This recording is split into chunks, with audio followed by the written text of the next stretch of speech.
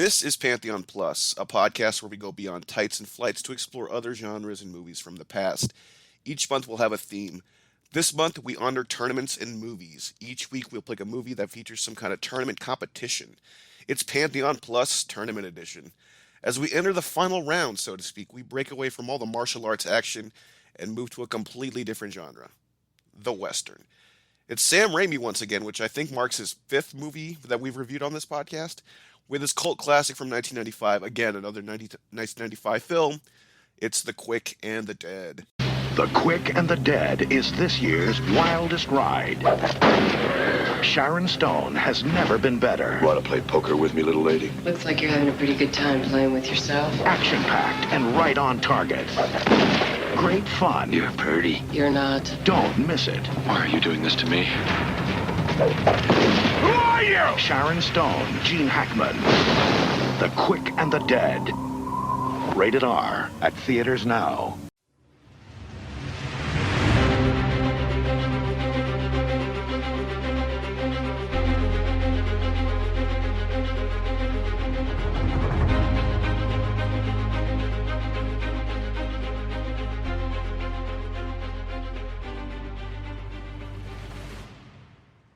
My name is Brian the Brain. You can find me on Twitter at Brian the Brain. You can find additional episodes of this podcast through Apple Podcasts, Stitcher, Spotify, and all your favorite podcast apps through the real world. We strongly encourage you to leave a 4 or 5-star review as to help people discover the show and the great work that the folks at the real world are doing. If you would like to interact with us or send feedback, you can do so by following us on Twitter at Hero Pantheon. And my co-host for this week and every week for this month, he's been on this journey with me through all these different tournaments we've been watching. Jerome Q-Son, he can be found on Twitter at JeromeC19D5. And we're literally switching genres, westerns, kind of similar to martial arts. They're fighting. It's all about egos, keeping egos in check, competitions, whatever. But I'm a big western mark. I've seen like all the Sergio Leone movies. I've seen some other obscure ones. The Clint Eastwood ones where he directed them in the 80s and 70s. So I've seen a lot of them. And you've seen Unforgiven, so which is quite possibly one of the greatest of all time in terms of westerns. But this is not necessarily your genre, is it, Jerome? But you mentioned you've seen a couple of them, some of the more recent 310 to Yumas or what have yous. But this is more up to the traditional, like old school western classic style that I'm not sure that you're used to. I've certainly seen a few westerns in my time, certainly not as many as I know, a lot of people have, because it was a very popular genre, and it had a bit of a resurgence in the 90s because of Unforgiven, which was probably one of the biggest westerns of that decade, and kind of the way that it was kind of a postmodern analysis of the western genre. And then because of that, you got a number of movies, including this one, which is The Quick and the Dead, which on paper looks like a really big deal, but was probably not as successful as it would have been in 2021 terms. But I mean, I think one of the things that we're going to talk about is just how insane this cast is with hindsight. And I think the two people that this movie really, it's really just about. Sharon Stone, who was one of the co-producers, very clearly had a hand in, how this movie worked, how it functioned, even who the director was, and Gene Hackman, who is one of our greatest actors. But unfortunately, the last time we talked about Sharon Stone was when we talked about Catwoman, the 2004 movie that is in our superhero pantheon pile of shame, and Gene Hackman, the last time we talked about him, was Superman 4, which is another movie that is in our superhero pantheon pile of shame. Thankfully, this movie is much better. Yeah, this is more of like what I think Sharon Stone was like, trying to be this powerhouse in Hollywood, and good for her for like producing and being the star and having all this power. And it was great to read about that because I didn't even know about that. And for like 93, 94 to have that kind of like power and a lead with the female, it's very, I wouldn't say unusual, but it's not as popular as a thing that you would think it would be in the 90s. You know what I mean? So it was very cool to read about that. But, the kind of history of the movie kind of goes back to around 1980, or actually 92. But Simon Moore, he was the guy who kind of wrote the script and did the original spec script. He's a British TV film writer. You may be familiar with his work because he actually wrote the original Traffic miniseries on the BBC network, which was in 1989. That kind of got remade into Traffic in 2000 with Steven Soderbergh, is what we know it as. But it's kind of the same premise. The gangster gets caught up in jail. The wife has to take over the business that she didn't even know that he was a drug dealer, that kind of thing. So I'd recommend checking that out. I heard it's actually pretty good, the original BBC British version. But he actually did mainly just TV stuff, but he had the spec script, because he was a fan of Sergio Leone and the Western genre and all that thing. Put this spec script together, very basic. He sold it to Sony. And Sony signed on Sharon Stone, who loved the spec script and wanted to co-produce, and got the producer power, and she was on board, and there you go. So, and right from there, Sony and Sharon Stone kind of fast tracked it a little bit. Um, they had a list of directors that Sony was okay with, and based on the list of directors, Sharon Stone got the pick. So she picked Sam Raimi, who was on the list, which kind of surprised some people. But then she mentions that she was a fan of Army of Darkness, and I'm a fan of Army of Darkness too. I'm not really a fan of Evil Dead 2, which I know is kind of strange for some people to hear. I like Evil Dead 1 and Army of Darkness, but not Evil Dead 2. So I get where she's coming from in terms of liking his direction and style, and she kind of felt that it fit what they were going for in this movie. So I think it worked a lot, and I think she did a great job in picking him. And she also did a great job in terms of casting, because like she was like pushing hard for Leonardo DiCaprio to be in the movie, to be the kid.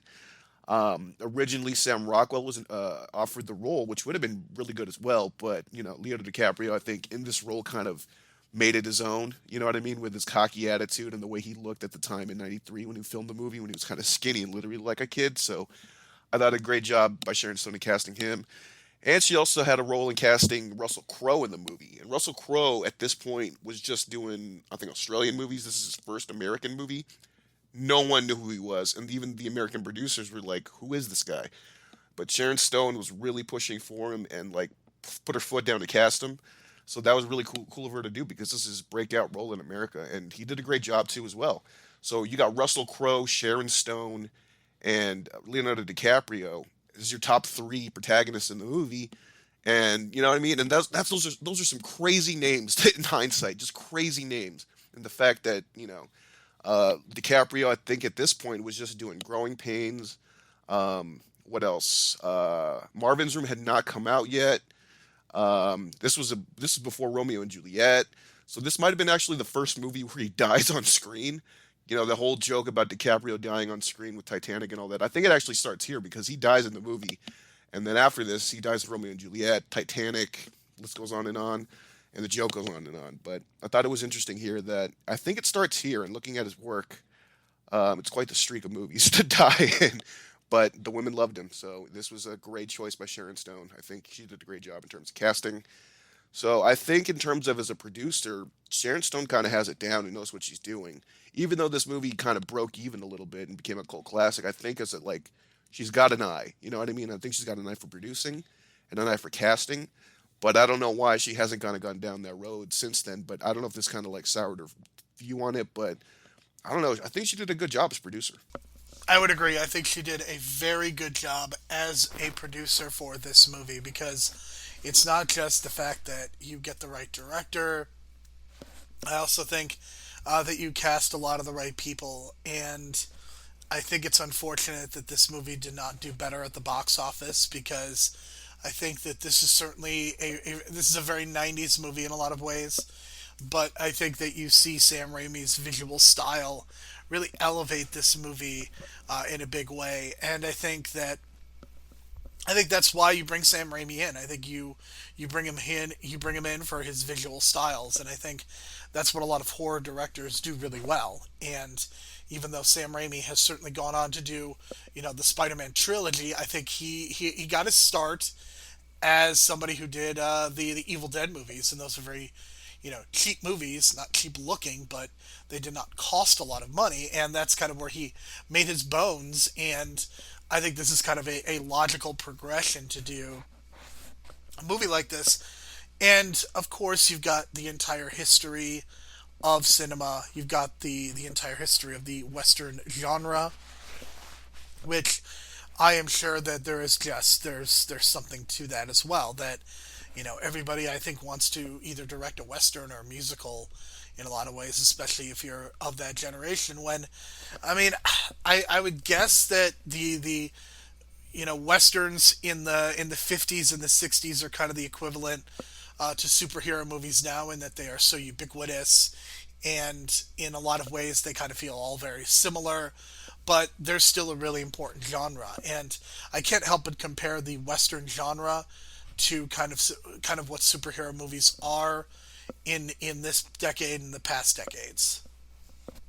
Yeah, there's a long history of Hollywood and production for westerns and stuff, and I mean, you kind of get that hint when you watch Once Upon a Time in Hollywood, because like even then, like they kind of show you that there was just so many productions back then that there was all these different locations, and there's kind of a history to it there because they filmed this in Tucson, Arizona. There's a set there that they used a studio there that was used for different John Wayne movies and stuff. So there's a lot of like historical stuff going on in the background. So I'm sure, even though like as much of a mark as I am, I'm sure there's all these different things going on in the background of the movie itself that kind of lends itself as a homage or pays tribute to other movies. Because they definitely wanted to do that throughout this, and you got that feeling like Sharon Stone was like Clint Eastwood in this movie, which is good because that's what this movie needed, and she did it well. And like it's such a great flip on the trope, the lone gunman, you got the lone gun woman, and she did a great job, I think, because the kind of movie this is, like a lot of westerns don't really delve into the background characters too much unless it's the protagonist and the antagonist. So you're kind of just going in blind. You're kind of almost going into the town, getting to know the town just as well as the protagonist is, right? You get that feeling with Marty in Back to the Future 3.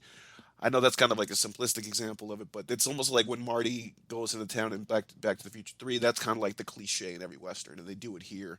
So that, the way they set it up and the way that they kind of structure the script, even though the script is very, very simple and bare bones, it feels like me and Jerome could have wrote the script in our first year of college, you know what I mean? And in writing class, because it's just so simple that it doesn't really go into detail about certain characters and stuff like that, but it doesn't have to because that's what the Western genre kind of did, and that's what they were kind of replicating. So, and it's kind of cool that the actors got to like do the gunfighting stuff themselves, like on camera, and they had a trainer on set. According to, I wouldn't say the legend, but according to reports, it seems like Gene Hackman was the one that was faster than everyone on set. No surprise, he's an old school G. Um, that doesn't surprise me from from a guy like Gene Hackman that he's going to be the fastest gunslinger on the set of a Western movie that he's doing. Um, Also to note, Russell Crowe and Leonardo DiCaprio only had one scene together in this movie. They were in the gun shop for about 5 minutes together. It's really interesting considering that they go on to do a Ridley Scott movie that's one of the lesser known Ridley Scott movies, and considering those two as a powerhouse duo kind of never got off the ground. And in terms of their chemistry, they don't really have chemistry together, but really interesting to see that you kind of see them together here when they're young and kind of fresh on the American scene, as well as Gene Hackman in the background being an asshole of that scene as well. So that was cool.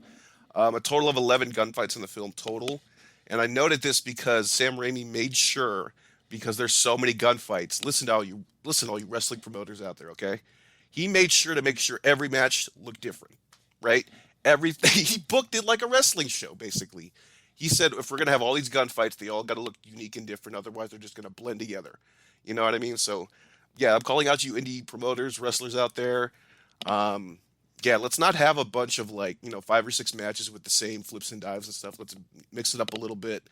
Because Sam Raimi had the right idea, even though he wasn't really booking wrestling, but he had the right idea of if we're gonna have all these fights, quote unquote, we got to make them look different and unique, because that way the audience doesn't get bored. And he certainly did a great job because he basically built up feuds within the tournament itself, little things going on, and then some of the background characters about people being paid off to get rid of Gene Hackman. Little interesting things like that. I thought it made the gunfights even more interesting. I thought so. Just a little note on that: if you're booking a wrestling show, make it different and don't book a bunch of the same shit on the same show. Just saying.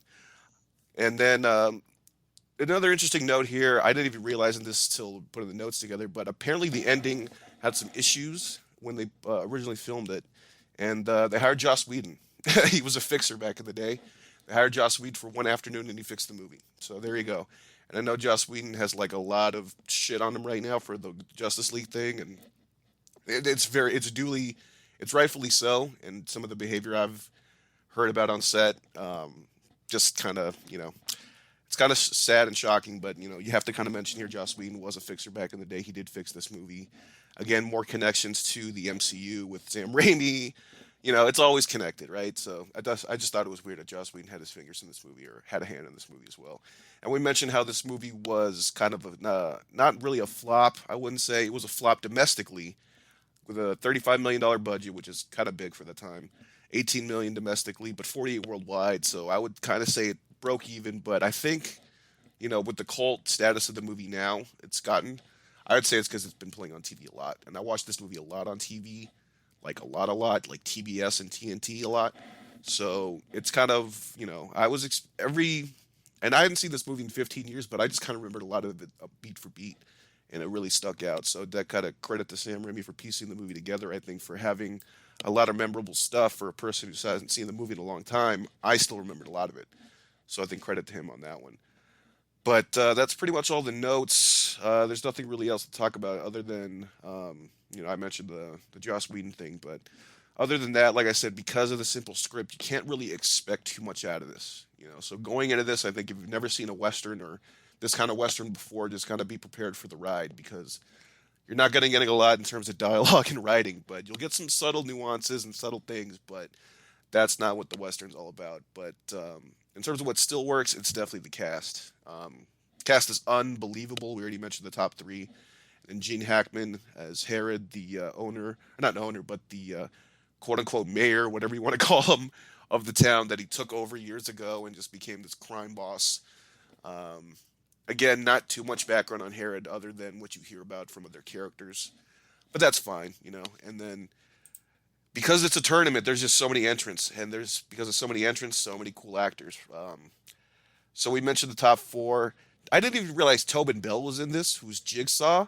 And the funny part is that he was he was left for dead by Sharon Stone at the beginning of the movie by having him chained up to a wheel, and it looked like he had to do some shit to get out of it. Does that sound familiar, Jerome?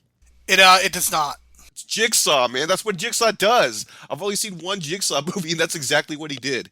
So Tobin Bell, ahead of his time, I guess, setting traps for people or getting a trap set for him and becoming Jigsaw later on. Just craziness on that one. Keith David as a hired gunman. Lance Henriksen as another, I don't want to say hired gunman, but he's more of like a showman, entertainer, kind of like the Jean-Claude Van Damme of the movie where he's trying to prove himself to Johnny Cage. He ends up getting killed like an idiot, but he had this Undertaker vibe going that was unbelievable. Gary Sinise plays the marshal in the flashbacks, so as the father.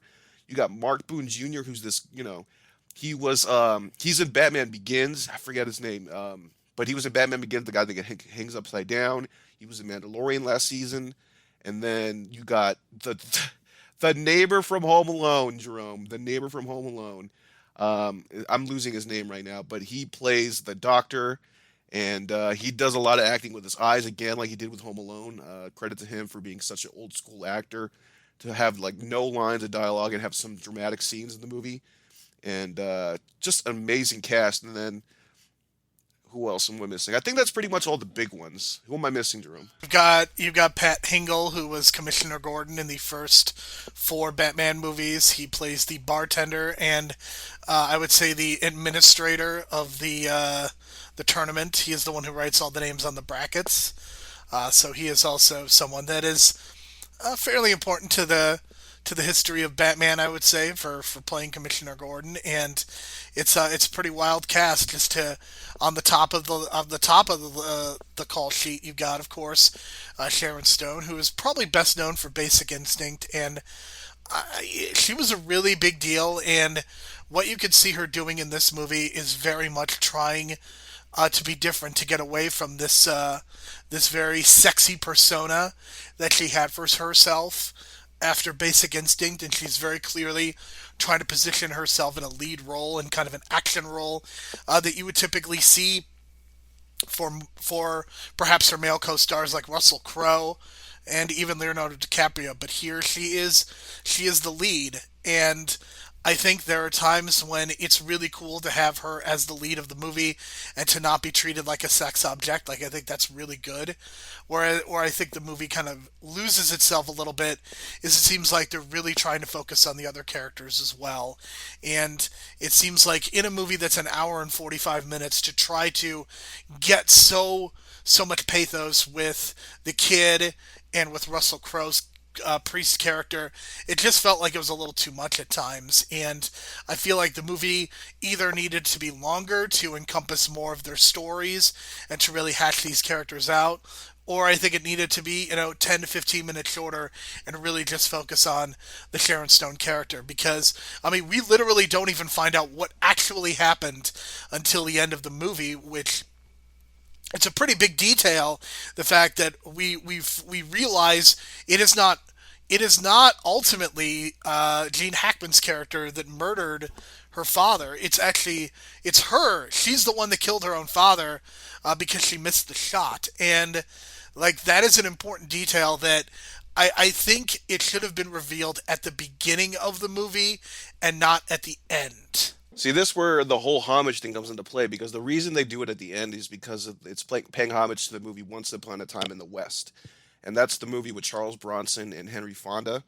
And they don't reveal until the end of the movie that Henry Fonda killed Charles Bronson's brother, and they never recognize him the whole movie until the end, until he finally reveals him, that he remembers the story. And it's a pretty similar thing where it's a flashback. You see Charles Bronson as a kid, and he's crying, and you wonder why he's crying, and the shot pulls out, and you can see that his brother's standing on his shoulders, right? But his brother is also tied to a noose, so if he goes down and he moves, his brother's gonna die. And finally, after so long, he just kind of passes out, and his brother dies. So that's what they were going for, the thing with the noose and all that stuff. It's paying homage to that scene. But I get where you mean, like if you reveal at the beginning, because now that's more of like the modern, tendencies for writing. I think is to do smarter writing things like that and do it at the beginning. That way you kind of see what the heck is going on. Why is she so like she's like PTSD, alcoholic? Because Ellen, the lady. That's what they call her in the movie. She's definitely an alcoholic, and she's definitely got PTSD, and you don't know why, but you know she wants to kill Herod, and they don't reveal it to the end. But it just makes sense that they do it this way because it's paying homage. But I think if you do like a remake or a recut of this movie, you definitely put that at the beginning. But because it's definitely crucial, and that's where you get Gary Sinise as the marshal of the town, and she was the daughter of the marshal, pretty much. And the town's called Redemption, so there you go. All the cliches you can think of as a western and the names and stuff like that. So, again, crazy casting, and it's incredible that it's hard to say who's the best, but we'll talk about it at the end. But all these different performances are so great because they're like relying on different accents, and they got these like scars on them, and they make the characters unique to themselves. You just kind of wish that they had more time to develop it, but based on the script, and like I mentioned, the script is very simple. They didn't really do that. It kind of makes you want more a little bit, but maybe that was the intent. I don't know. But again, only an hour and 45 minutes, so you can't really do as much. Alan Silvestri, he did another amazing score, and I completely forgot he did the score. And I was chatting with Jerome at the beginning, like, God, this feels like Back to the Future 3. And you're like, yeah, because he did the score to Back to the Future 3. And I was like, yeah, he did. So that was cool. And it just feels, almost like the same kind of universe, I want to say, but a little different. But he also did the score to Silverado. That's another 80s Western. He did the score to that one. So he's kind of used to it. So I think he did a good job with the score here and the way that the movie ends and the guitar work. I thought he did a good job. So I thought this was one of those classic, underrated, underappreciated Silvestri scores. We've talked about him a lot before on this podcast a lot because he's part of our childhood. But I completely forgot that he did the score to this one. So that was really surprising. Another thing that had the movie going for it was the cinematography and the style, and that's what Sam Raimi was about anyway. If you watch, like we mentioned, the Evil Dead movies, he's got that handheld style or the zoom-in style. You know what I mean? And that fits perfectly with the Western stuff, especially when you're doing zoom-ins on characters and, with the background of like the clouds and the desert and the zoom in on the foreground and the zoom out of the background. He was good at doing that in this movie, and that's what this movie kind of needed for the look, so he did a great job for that. And we mentioned it's an hour and 45 minutes. I think the editing is fantastic. Just quick pacing. Even the scenes that are slowed down, like the dinner scene with Sharon Stone and Gene Hackman, I still feel that was like not boring as hell. Sometimes movies just slow down. And even Sergio Leone, he's guilty of this too. And I'm not too much of a fan as much people as Good, the Bad, and the Ugly because it just completely slows down in the second act. And this doesn't really do that. So I was kind of surprised that they didn't really slow it down and the pacing was good. And it helps that there's brackets. This is the first time, of the four movies we watched that we actually see the brackets. And I know Jerome is a tournament bracket mark. He prefers seeing brackets. He's not a blind bracket kind of guy the way Bola did it for the last couple years. But it's understandable. But it's good that you can kind of focus, and it kind of sets up certain matchups and feuds. Another thing to note is that in each round, you have the ability to challenge people, and whoever doesn't get a challenge, they get matched up on their own. So that's kind of an interesting twist to it. Um, and then, like I already mentioned, the big reveal at the end is a homage to the Charles Bronson movie Once Upon a Time in the West. But other than that, what really stands out, and I think Jerome, you're gonna nail it on the head with this, but it's just the incredible performances and Gene Hackman just doing an extension of Unforgiven, sort of, but being the more evil bastard side of it. Because in Unforgiven, he was, the sheriff or the marshal of the town, whatever you want to call it. In this case, he literally killed the marshal and became this fascist of the. Yeah, 25 years later, it certainly plays a little bit differently, knowing what's currently going on in this country. But Gene Hackman is one of our great actors, and you don't really have a Gene Hackman equivalent in 2020. He was such a unique force of nature, and I mean, it's weird to think that he has not been in a movie since Welcome to Mooseport. That was almost 20 years ago at this point. We're talking early 2004 is the last time that we have a Gene Hackman performance, and the man is 90 years old. He's still alive, and it's pretty incredible to think about because he is a guy who is one of our great actors who has been in so many great movies starting in the 1970s, going back to The French Connection, The Conversation, movies like that, and then kind of going into the 1980s, even into the 90s with Unforgiven, which he won an Academy Award for, and that's a really big deal. And in the 80s, of course, I think one of his most iconic roles at this point is playing the coach in Hoosiers.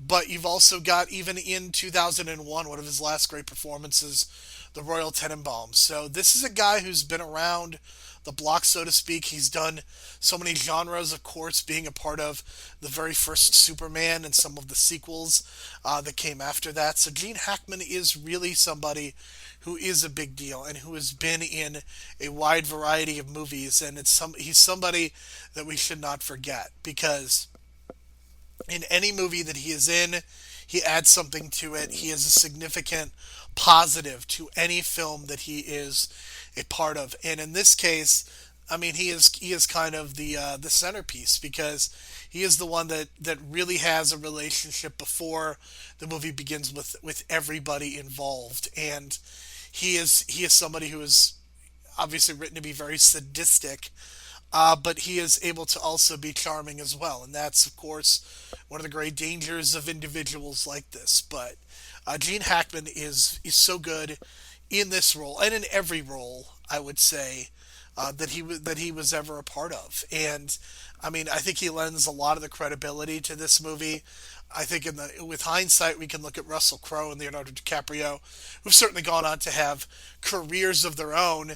And I mean, Russell Crowe is very close. He's not very close, but at this point, he is closer to Gene Hackman's age in this movie than he is to where he was in Once Upon a or The Quick and the Dead. So it's really interesting to me just how this all works. And yeah, I really love the casting, but I mean, Gene Hackman just is the centerpiece. And even though he is not the lead, it sometimes feels like he is such an important part of this movie, even more so than any of our protagonists. And I think for a movie that is 1 hour and 45 minutes, I would agree with you.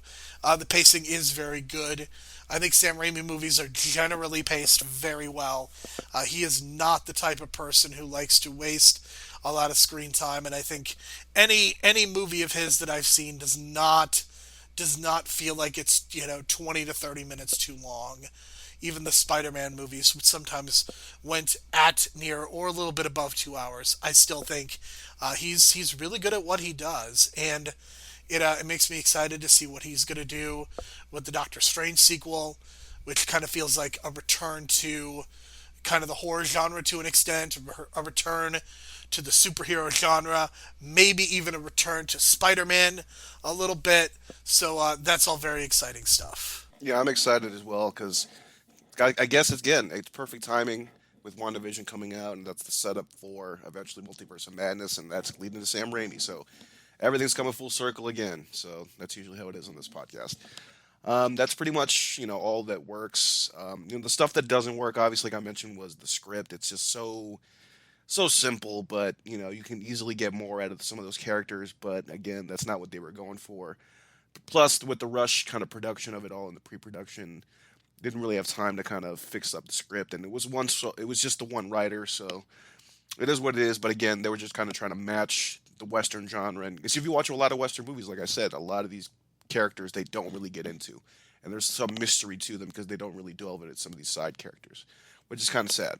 What I kind of saw was kind of surprising, especially this time around. There's a lot of Hispanic characters in this movie in the background, but none are as there's no actual primary Hispanic characters in this movie, and I thought that was I could have sworn there was every time I watch this movie, but then I watch this again, and they're just in the background hiring Keith David to save him from Gene Hackman, and it's kind of unfortunate. I wish there was some Hispanic character to kind of get some representation in there, at least something, but they were just delegated to the background and just the people of the town that kind of needed to be saved.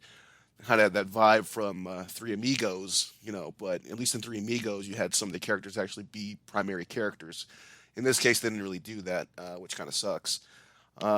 There's a lot of goofy action towards the end for some reason. I don't know what Sam Raimi was thinking, but even when they were doing some of the gunfights, this is the first time I've seen this too. And obviously, I've seen it a lot on TV, but they obviously cut this part out. But the fact that when Keith David gets shot, there's a giant hole in his head from the bullet wound, and I was just like, "What the hell is that?"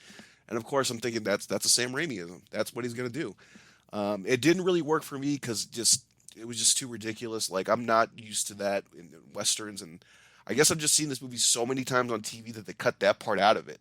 And when I'm seeing this for the first time, and then I see Gene Hackman do a backflip after he gets shot at the end, I was like, "What the fuck just happened?"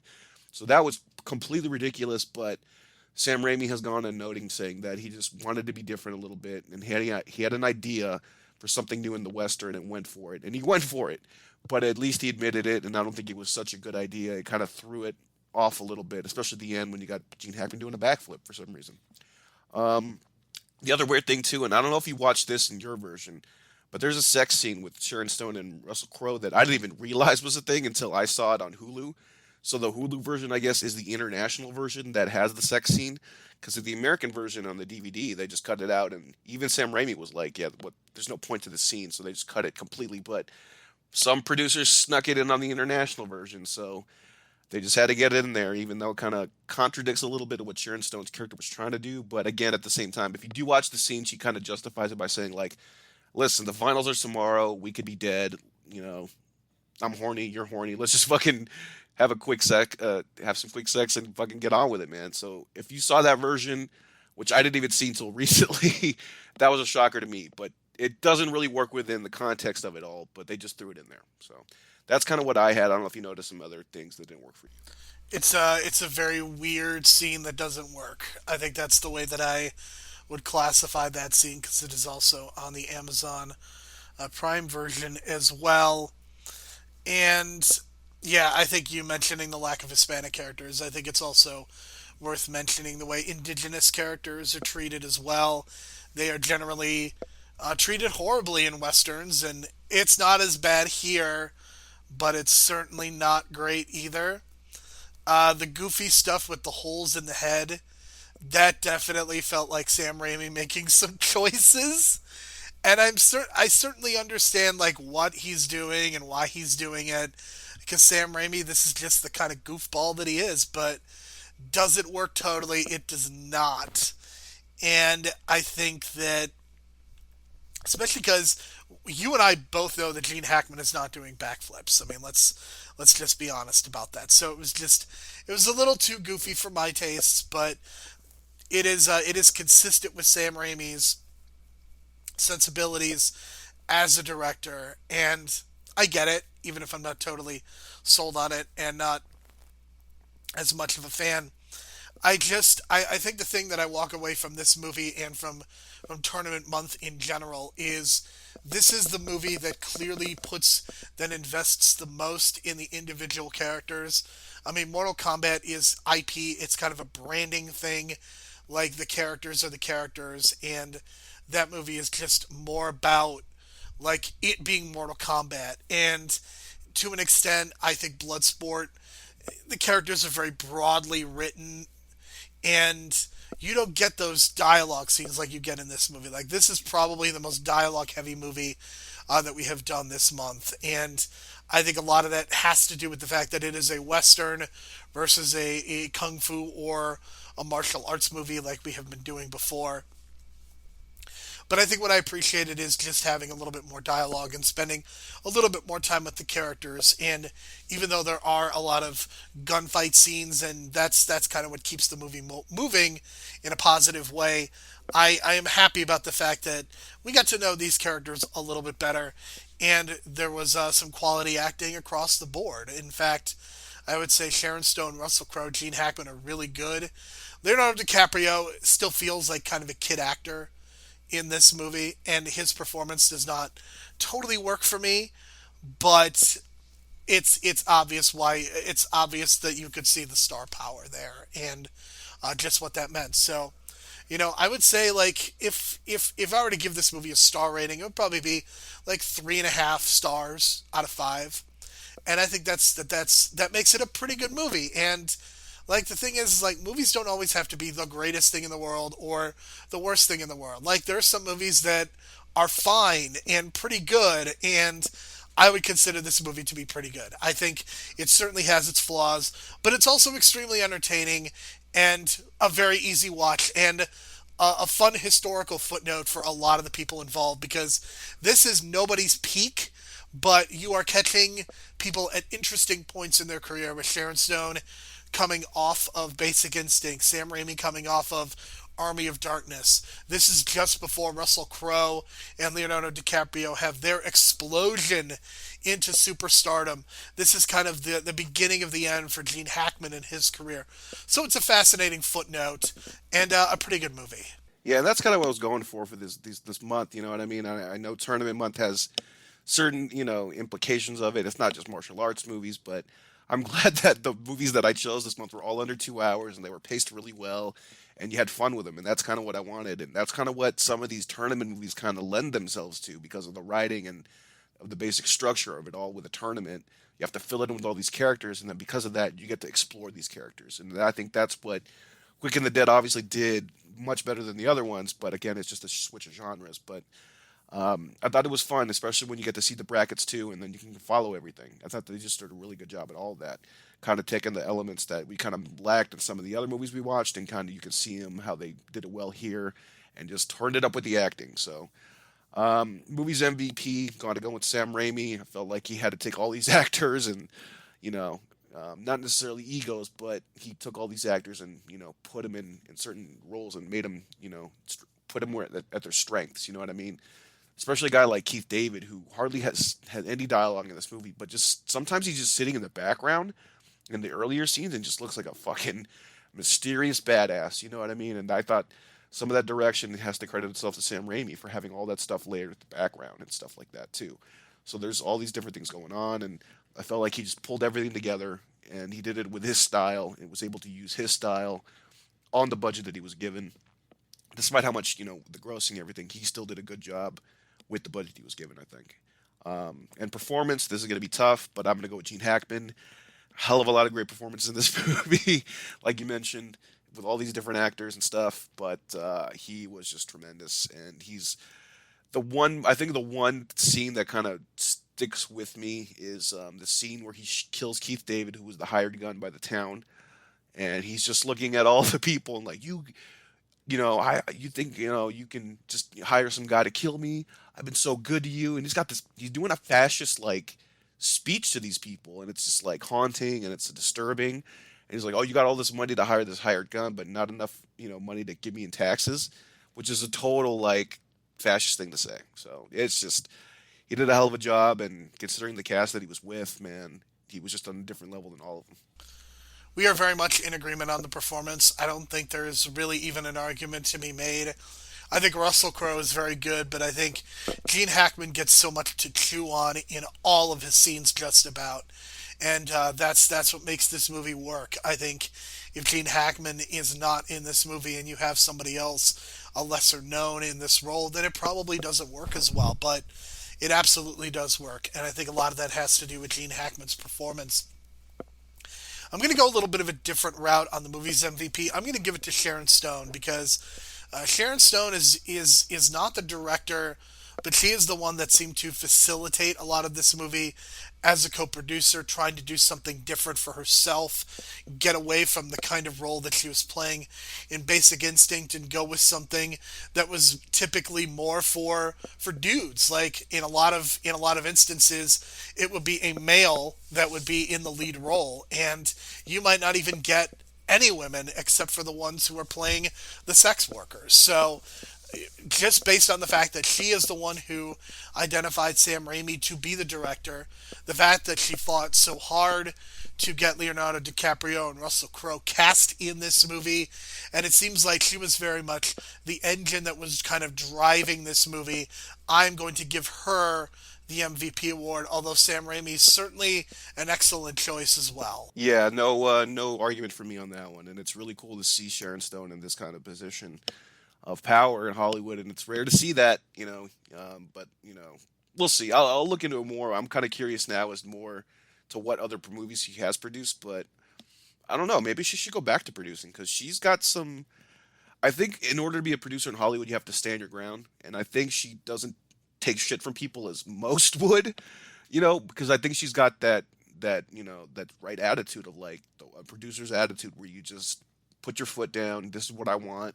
This is how we're gonna do it, and just take control. And she did that, so good for her on that. And that's pretty much tournament month. And I'll throw in a little bonus question. What's your favorite wrestling tournament?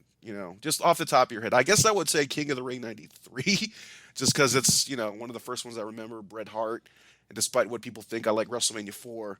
And as a Bola, well, let's say 2015. I don't know. What about you? Battle of Los Angeles 2007, I believe, is the greatest singles tournament of all time, and King of Trios 2009 from Chikara Pro is the greatest tag team tournament of all time. If you are talking about more, I would say, mainstream fare, then it's probably the 1993 King of the Ring. Yeah, I think that's kind of where we're at too. And I just wanted to get that question in there because you can't talk about tournaments without wrestling, and I always try to mention wrestling in each of these podcasts for the month because it's relatable. So I thought it fit. But now we're moving on to more serious things next month, Jerome. And I know you've been kind of preparing for it, and I'm kind of excited for it because I've been wanting to watch Okja for a long time, and now we finally have the excuse to watch it. So what I decided to do next month is based on the fact that we reviewed Snowpiercer a few months ago, and the fact that Parasite is very simply one of the best movies of 2019. We are going to be doing a Bong Joon-ho month, and we are not going to be reviewing either Snowpiercer or Parasite. Parasite was discussed on these airwaves by Matt Waters and Ben Phillips in There Will Be Movies. I've also written about it on my 100 favorite movies ever list. So there's not really a reason to podcast about it. But we are going to be reviewing the 4 easily available streaming movies, 3 of which are on Hulu. So we will be looking at his directorial debut, which was in the year 2000, as we will be discussing Barking Dogs Never Bite. We will be looking at 2006's The Host, as well as 2009's Mother. Those are on Hulu. We will also be reviewing Okja, which is on Netflix. And I'm very, very excited to be reviewing those movies. Memories of Murder it's on VOD, but is not as accessible as these other 4, so we will be taking a look at those 4, and perhaps return to Memories of Murder at some point at another time. But next week, we will be reviewing his directorial debut, Barking Dogs Never Bite. So in other words, it's mothers, monsters, and meat. And I'm excited for it because I've already seen The Host, and I remember telling this guy in 2007 when the movie came out on DVD that it's one of the greatest horror movies I've ever seen. The dude returns it like the next day and like, dude, you were totally wrong. I don't know what the hell you were talking about. And I was just like, what the hell?